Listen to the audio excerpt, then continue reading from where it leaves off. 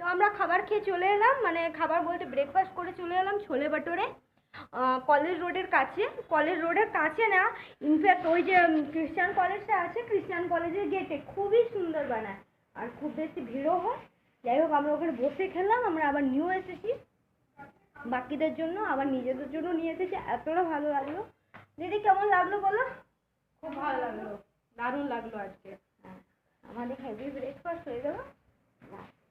চলো লাইটটা অন করি।